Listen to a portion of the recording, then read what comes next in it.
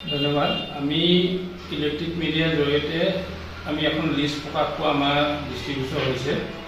আমি এই লিষ্টখন দেখিছোঁ আৰু ইয়াত স্বয়ম্ভূ সভাপতি হিচাপে শ্যামলজ্যোতি বৰাই এই লিষ্টখন প্ৰস্তুত কৰিছে বুলি আমি ধাৰণা কৰিছোঁ, যিহেতু ইয়াত মোৰ নামটো জড়িত হৈ আছে। ইয়াত এখন লিষ্ট বনাইছে আৰু ইয়াত এইখন আপুনি দেখিছে, ইয়াত সভাপতি হিচাপে মোৰ ছিগনেচাৰ নাই আৰু এই ছিগনেচাৰটো শ্যামলজ্যোতি বৰা।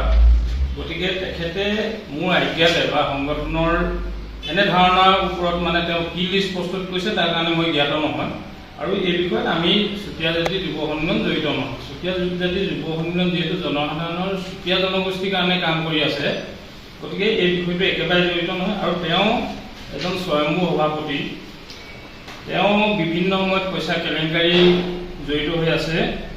আমাৰ চুতীয়া জাতি যুৱ সন্মিলনৰ নামত তেখেতে যোৰহাটত কালেকশ্যন কৰি তেওঁৰ ওপৰত ইতিমধ্যে কেছ চলি আছে, এখন কেছৰ ডকুমেণ্টছ, আৰু তেওঁৰ ওপৰত কেছ হৈ আছে এতিয়াও। আৰু সেইকাৰণে 2022 চনত চুতীয়া জাতি যুৱ সন্মিলনে তেখেতক গুৱাহাটী সাধনী ভৱনৰ বৰ্ধিত কাৰ্যনিৰ্বাহক তেখেতক সংগঠনৰ পৰা অব্যাহতি দি থৈছে।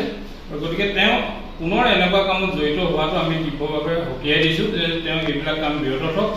আৰু তেখেতে যি মিডিয়াৰ জৰিয়তে চুতীয়া জনগোষ্ঠীক লৈ আজি 100 বছৰৰ সংগঠনটো সম্পূৰ্ণ হোৱাৰ দিশত গৈ আছে আৰু চুতীয়া উন্নয়ন পৰিষদৰ নামটো তেওঁ কালিমা সানিছে।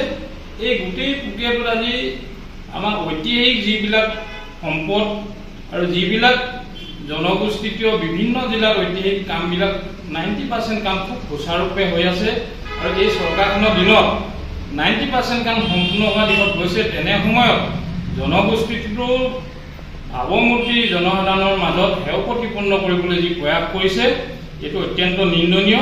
গতিকে চৰকাৰে এই গোটেই বিষয়টো তদন্ত আয়োগৰ ভিতৰলৈ আনি এই ছিগনেচাৰটো প্ৰকৃততে তেওঁ হয়নে নহয় ফৰেন ছিগনেচাৰ কৰি ইয়াক প্ৰকৃত সত্যটো উদঘাটন কৰিব লাগে। আৰু ইয়াৰ কাৰণে আমি সম্পূৰ্ণ সহযোগ কৰিম আৰু আমাৰ ফালৰ পৰাও এই প্ৰক্ৰিয়াটো আমি ইতিমধ্যে আইনৰ কাষ চাপিছোঁ, যাতে দোষীয়ে কঠোৰ শাস্তি পায়।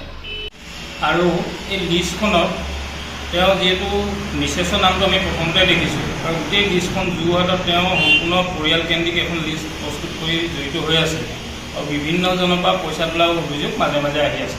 গতিকে তেওঁ বকুল পেটো আমি এটাই আপোনাক উদাহৰণ দিছোঁ যে তেওঁ বকুল পেটো তদন্ত আয়ত্তলৈ আনিলে গোটেই বস্তুটো জলজলকৈ ওলাই পৰিব।